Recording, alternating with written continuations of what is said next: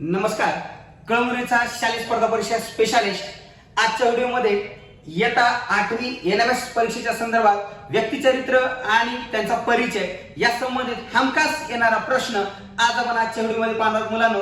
तर आपण आपल्या चॅनलला नवीन असाल तर नक्की चॅनलला सबस्क्राइब करून घ्या आणि अतिशय महत्त्वाची माहिती आणि आपल्या परीक्षेच्या दृष्टिकोनातून अतिशय उपयुक्त माहिती या ठिकाणी तुम्हाला मिळणार आहे मुलांनो. बघा मुलांनो, कालच्या व्हिडिओमध्ये आपण पाहिलं होतं की व्यक्तिचरित्र आणि परिचय यामध्ये आज आपण त्या संबंधित दुसरा व्हिडिओ घेऊन आलो आहोत. तर बघा आपल्या स्क्रीनवर तुम्हाला दिसते की इतिहास पुस्तकातली अतिशय महत्त्वाची प्रश्न त्या ठिकाणी तुम्हाला चित्र दिलेले आहे. त्या चित्राशी संबंधित माहिती बघायची आहे. तर बाबू गेनू हे चित्र तुम्हाला दिसतंय आणि या चित्रासंबंधित माहिती बघा मुलांनो. बाबू गेनू यांचा जन्म 2 जानेवारी 1908 रोजी आंबेगाव या ठिकाणी झालेला आहे. तर मृत्यू 12 डिसेंबर 1930 रोजी या ठिकाणी ते 22 वर्षांचा कार्यकाळ हा होता आणि त्याचे इतर नाव म्हणजे बाबू गेनू या नावाने. आणि बाबू गेनूंचं हुतात्मा आपल्या इतिहासाच्या पुस्तकामध्ये आपल्याला वर्णन केलेलं आहे त्यांचं की जेव्हा इंग्रजांची जी स्वदेशी मालासंबंधी जी आंदोलन चालू होती त्या काळामध्ये बाबू गेनू यांनी मुंबईमध्ये गिरणी कामगाराच्या लढ्याच्या वेळेस त्या ठिकाणी मुंबईमध्ये त्यांनी इंग्रजांच्या ट्रकचा जो माल होता जो स्वदेशी आंदोलन करता होता त्यासाठी त्यामध्ये त्यांनी हुतात्मा त्यांचं म्हणजे बलिदान दिलेलं आहे. ते एक आपल्या इतिहासाच्या दृष्टिकोनातून आपल्या माहितीच तो आपल्याला असावं. ठीक आहे. आणि पुढचं जे चित्र बघा.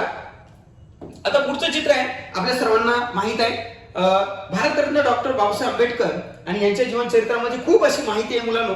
परंतु आपल्याला आपल्या पुस्तकामध्ये कशा संबंधित माहिती दिली खूप मोठं महान व्यक्तिमत्व डॉक्टर बाबासाहेब आंबेडकर यांचं आहे. यांच्या माहितीबद्दल या ठिकाणी कमी माहिती आहे परंतु असं एवढ्या कमी शब्दामध्ये माहिती आपण त्यांच्यासोबत सांगू शकत नाही. परंतु लक्षात घ्या मुलांनो, आपल्याला कोणकोणत्या गोष्टी त्यांच्या आपल्या परीक्षेच्या दृष्टिकोनातून पुस्तकामध्ये दिलेल्या आहेत त्या माहिती करून घ्या. तर 14 एप्रिल 1891 रोजी डॉक्टर बाबासाहेब आंबेडकर यांचा जन्म झाला. तर मृत्यू 6 डिसेंबर 1956 रोजी त्यांचा झालेला आहे. आई भीमाबाई सपकाळ तर वडील रामजी सपकाळ हे त्यांच्या वडिलांचं नाव. त्यांच्या पत्नी रमाबाई आंबेडकर तर त्यांचं जे निवासस्थान आहे ते राजगृह मुंबई या ठिकाणी.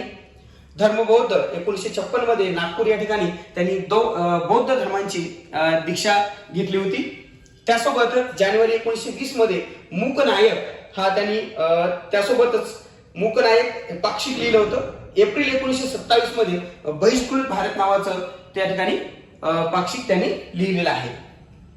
त्यासोबतच आता दुसरं चित्र बघा. डॉक्टर बाबासाहेब आंबेडकर यांची माहिती. शेड्यूल कास्ट ऑफ फेडरेशन 1942 मध्ये स्थापना केली. त्यासोबतच बहिष्कृत हितकारिणी सभा 1924 मध्ये त्यांनी स्थापना केलेली आहे. त्यासोबत स्वतंत्र मजूर पक्षाची स्थापना, जनता प्रबुद्ध भारत समता यासाठी वर्तमानपत्र सुद्धा त्यांनी लिखाण केलेलं आहे, निर्मिती केलेली आहे. त्यानंतर दुसरं चरित्र बघा. लाला लजपत राय. आता मुलांनो, आपण जे चित्र घेतले आपल्या पाठ्यपुस्तकाची प्लीज घेते आणि त्याच्यामध्ये जी माहिती दिली ती त्या स्वरूपात माहिती दिली तेवढीच आपण माहिती सांगत आहोत. ठीक आहे. तशी तर या महान चरित्राबद्दल खूप मोठ्या प्रमाणात माहिती आहे परंतु आपण आपल्या NMSच्या परीक्षेत आणि क्रमिक पाठ्यपुस्तकामध्ये दिली त्यातले मोजके जेवढे पॉइंट आहेत तेवढे घेत आहोत. लाला लजपत राय तर 28 जानेवारी 1865 रोजी आता 1865 रोजी त्यांचा जन्म झालाय पंजाब या प्रांतामध्ये डुडिंगे आणि मृत्यू 17 नोव्हेंबर 1928 रोजी लाहोर या ठिकाणी झालेला आहे. लाला लजपत राय यांचं आपण बघतोय की लाला लजपत राय यांनी सायमन कमिशन जे भारतामध्ये आलं होतं त्या संदर्भात आंदोलन केलं होतं इंग्रज सरकारच्या विरोधात आणि त्यामध्ये इंग्रजांनी त्यांच्यामध्ये आंदोलन करत असताना लाठीचार्ज केला आणि त्यामध्ये त्यांचा त्या ठिकाणी ते हुतात्मा झाले होते. वडील मुंशी राधाकृष्ण अग्रवाल, आईचं नाव होतं गुलाबदेवी अग्रवाल, पत्नी राधाबाई अग्रवाल. धर्म जैन चळवळ भारतीय स्वातंत्र्य लढ्यामध्ये त्यांचं मोलाचं योगदान आहे. लाहोर येथे सायमन कमिशन विरुद्ध झालेल्या निर्देशनाचं नेतृत्व लाला लजपत राय यांनी केलं होतं. त्यासोबतच त्यांनी अखिल भारतीय काँग्रेस, हिंदू महासभा, आर्य समाज अशा संघटनांमध्ये सुद्धा काम केलेलं आहे. लाठीच्या प्रत्येक आघाताबरोबर ब्रिटिश साम्राज्याच्या शवपेटीवर एक एक खिळा ठोकला जात आहे. पुढे काही दिवसातच आणि असं जे विधान आहे इतिहासामध्ये ते लाला लजपत राय यांनी केलेलं आहे. आणि जेव्हा सायमन कमिशनच्या नेतृत्वामध्ये जे नेतृत्व केलं उठावाचं त्या उठावामध्ये इंग्रज सरकारने त्याच्यावर हल्ला केला आणि त्याच्यानंतर त्याच्यामध्ये काही दिवसानंतर लाला लजपत राय यांचं निधन झालं होतं. नेक्स्ट पुढचं जे जीवन चरित्र आहे सर सय्यद अहमद खान. सर सय्यद अहमद खान यांचं जे जीवनचरित्र आहे बघा, यांच्या संबंधित माहिती आपल्याला बघायची आहे. त्यांचा जन्म 17 ऑक्टोबर 1817 रोजी सर सय्यद अहमद खान यांचा जन्म झालेला आहे. मृत्यू 27 मार्च 1898 रोजी. यांनी मोहम्मदन अँग्लो ओरिएंटेड कॉलेजची स्थापना.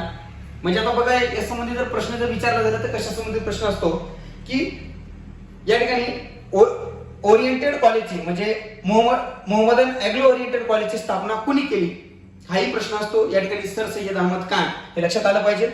आणि हे जे कॉलेज आहे याची कॉलेजची स्थापना पुढे ते अलीगढ मुस्लिम विद्यापीठ म्हणून त्या ठिकाणी आता ओळखले जाते. आणि पाश्चात्य विज्ञान तसेच तंत्रज्ञानाचा पुरस्कार सर सय्यद अहमद खान यांनी केला होता.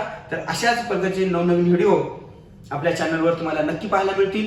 आपल्या चॅनलवर तुम्हाला इयत्ता 1ली पासून 10वी पर्यंतच्या सर्व शालेय स्पर्धा परीक्षेची माहिती आणि त्या संबंधित व्हिडिओ आणि त्या संबंधित आपल्याला क्लास आपल्या चॅनलवर उपलब्ध आहे.